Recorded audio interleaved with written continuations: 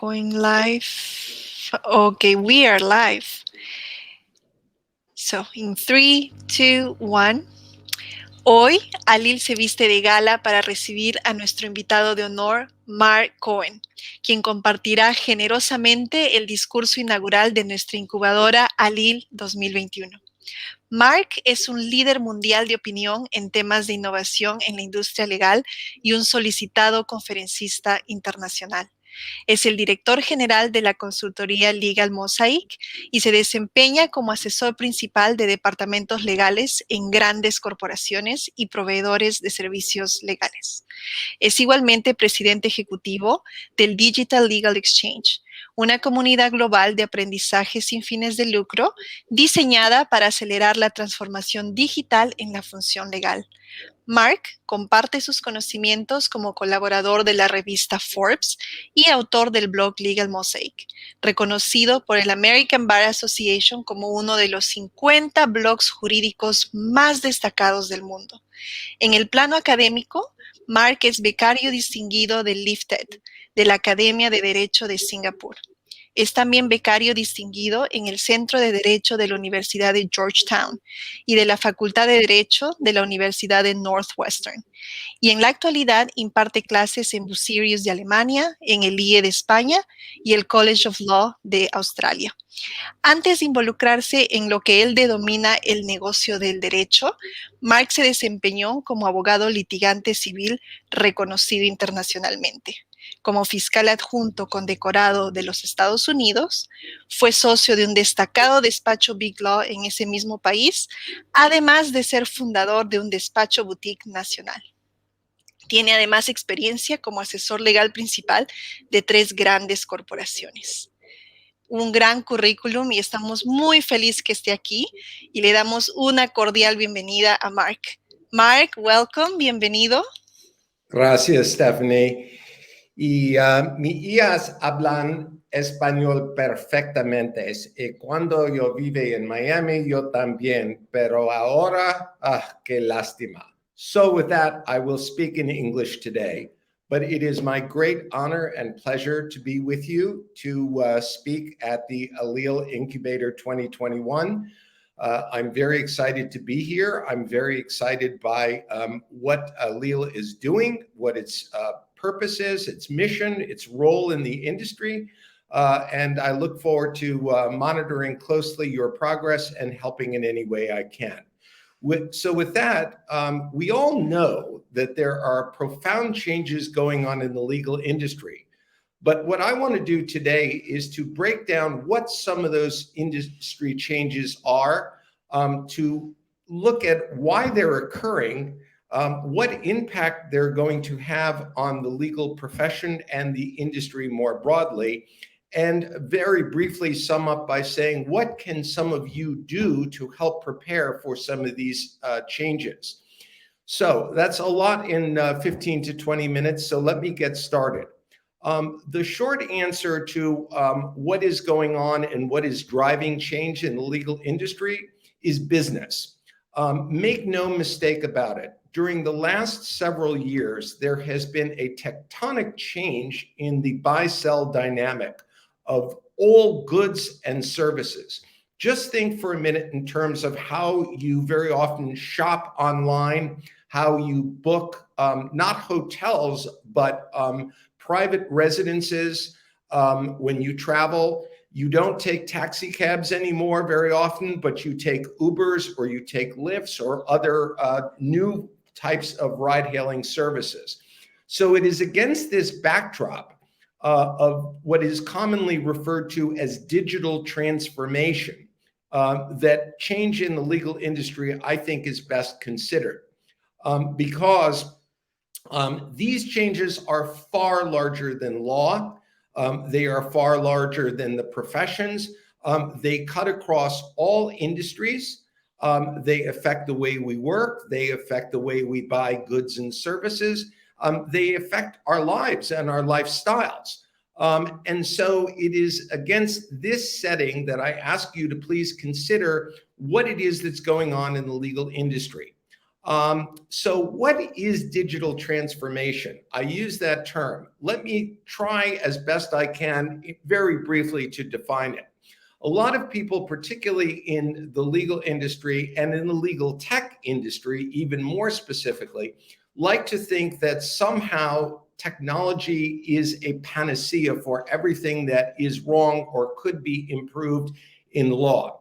And while technology is certainly an enabler of change and an enabler of digital transformation and the backbone of it, it is by no means the only element of digital transformation. So what then are some of the other elements of digital transformation? Well, some of those other elements, and the principal one really, besides changes in models, changes in processes, is really human behavior. And that human behavioral change is simply this. For a long time, business has looked at the world through the prism of what do we sell and how do we sell more of it. Lawyers, of course, are very much like that. We are self-regulated, and we have tried very hard through self-regulation to keep competition out. And even amongst lawyers, if you look at the way law was practiced, it is very territorial.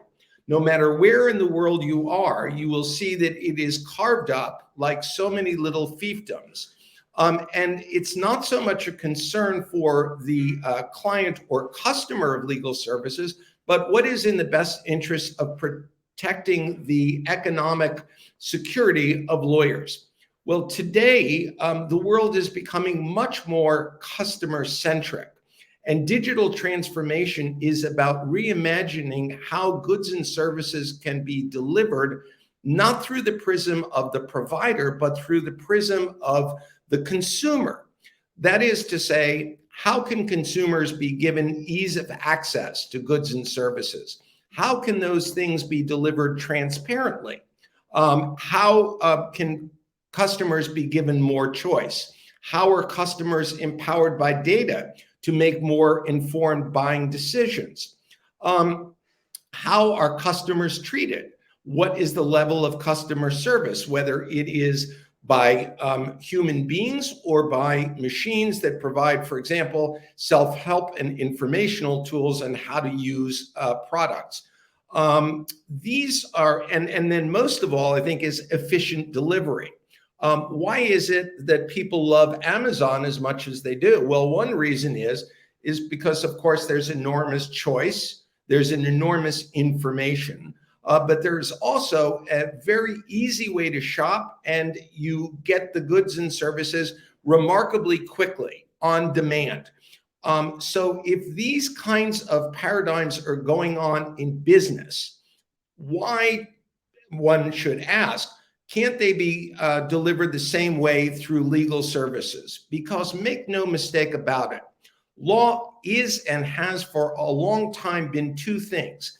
It is a profession, and the profession, of course, is made up exclusively of lawyers. And only lawyers are admitted and are practicing legal, the practice of law. That is, lawyers are going to court, and although there are now many exceptions where others do go to court, but for major disputes, generally it's lawyers who do that. For major mergers and acquisitions and other things, lawyers exclusively do that. But over the last several years, customers are now beginning to say, particularly large buyers of corporate legal services, are beginning to say, do lawyers really have to do all this, or could others equally do it? And that has kind of given rise to the business of law. There's the practice of law, which is the profession, but the business of law, which has become much more multidisciplinary. So, for example, you have technologists, you have data analysts, you have project managers, you have design thinkers, you have a whole range of other allied professionals and paraprofessionals who are essential now in delivering legal services, the so-called business of law. And this is a fundamental change that is going on within the legal industry. And that change is being accelerated due to digital transformation, because businesses are under enormous pressure to reimagine how it is that they themselves are delivering goods and services.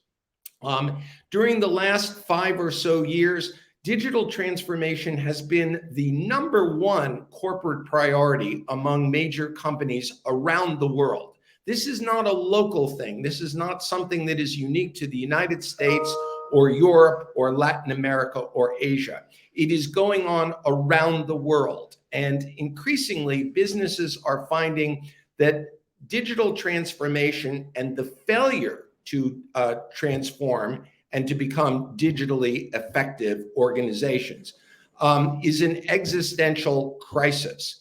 So the stakes are exceedingly high, and for digital transformation to succeed, business recognizes that the legal function must play an important role in it, because digital transformation is a pan-enterprise team sport.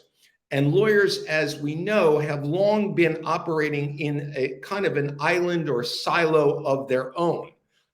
But now they are being called upon by their customers and clients, by business, to align with business, to start thinking like business, to start operating like business, to be aligned with the purpose of business, to better serve customers, and to contribute to business and to elevated customer experience.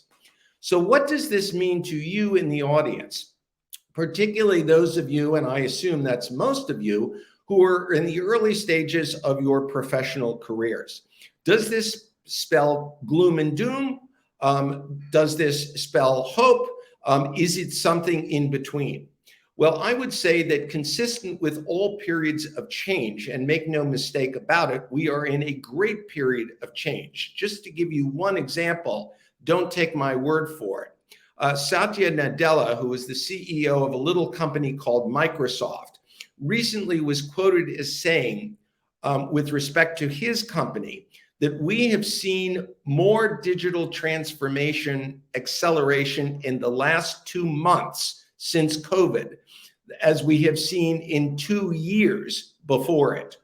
That means that digital transformation is real, it's here to stay, and it's going to impact lawyers. So what does this mean to you? Well, what this means to you is, no question, technology, and when I say technology, I mean all technologies, are going to play an increasingly important role in enabling the delivery of legal services. And yes, there's no question that all the projections by McKinsey, Deloitte, and other consulting companies make very, very clear that a number of legal jobs are going to be eliminated through automation and other types of modernization, where, simply put, machines can do a faster and better job than human beings in these particular functions. They tend to be, at least at this point, repetitive, and they are not necessarily by any means replacing lawyers or marginalizing lawyers. But what these machines are doing is they are allowing lawyers to be liberated from the drudgery of doing a lot of repetitive tasks that I'm sure you at some time or another, or some of your friends or colleagues, have said when working on these tasks, is this what I went to law school for? So it is really not the enemy of young lawyers. I would argue that it could be very much the liberator of young lawyers. Now, some of you rightly would be saying, yes, but didn't he just say that a lot of jobs are going to be lost? That's true. But equally, a lot of new jobs are going to be created. And here is the opportunity part of the challenge of digital transformation and the opportunity of digital transformation. Because there are going to be a wealth of new legal industry jobs that many of which we can't even name today. But I think it's safe to say that some areas where these jobs are going to be very plentiful and very interesting, and dare I say very lucrative, are going to be in the area of leveraging your digital awareness. That is, to be able to work collaboratively, to be able to work agilely, to be able to think multidisciplinary, in a multidisciplinary way, to recognize that law is not a zero-sum game, but law is really about collaboration. It is about persuasion, and it is about sharing. Now, I know that to lawyers, the word sharing, people will say to me, but wait a minute, I thought you were a bet the company lawyer. You know about attorney-client privilege and confidentiality as well as anybody. Why are you saying sharing? Because therein lies a critical distinction between you're not going to share confidential information related to legal practice, but sharing in terms of data, anonymized data, and other materials that can be helpful in predicting things, predicting outcomes, speeding up the process of delivering legal services, the legal function collaborating with the sales function, with the regulatory function, with the HR function. These are things where sharing of data and sharing of other information actually is going to become critically important for the legal function. So it is really about thinking about what it means to be a lawyer through a different prism. It's not so much what has historically been viewed as what makes a great lawyer, but rather what makes a lawyer or an allied legal professional fit for purpose from the customer perspective. What is going to enable the customer to have a better end-to-end customer experience and to have a better outcome? This is what business is beginning to demand of the legal function, because make no mistake about it, the legal function is a digital laggard. It is very far behind business. It must learn to speak the business of law. It must learn to operate under the processes of law. It must be governed by data just as law is, and it must think more holistically and in a multidisciplinary fashion rather than to simply give legal advice, because legal advice is just one component of risk management. And risk management, of course, involves many, many different elements of risk, not just legal. So what do you do in the 2 or 3 minutes that I've got left? What can you do to prepare for this digital transformation, particularly if the employers or the gigs that you're working on now are not really focused on them? And frankly, not enough legal functions are focused on digital transformation. That is going to change, but to my way of thinking, probably not quickly enough. And by the way, one more time, this is a global phenomenon. This is not just something that's happening in a particular part of the world. Digital transformation is cutting across the entire world. So my quick tips for you in terms of some things that you can do to prepare yourselves is follow business trends.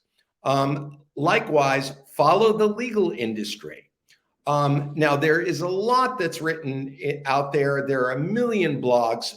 You've got to decide for yourself who it is that you think is really on top of things. I'll give you just 2 names that I think of people, and there are several more, but I would ask you to consider my good friend Richard Susskind, who is an Oxford scholar, and he's also works with several governments. He's written a number of very fine books on the future of the legal industry.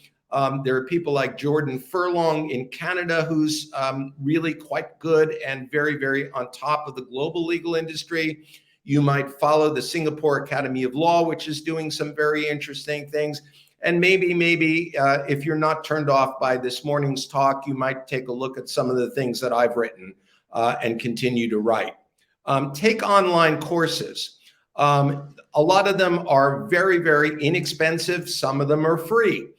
There are a lot of online tools that will teach you a lot of the augmented skills, like if you want to learn more about basics of data analytics and things, do that.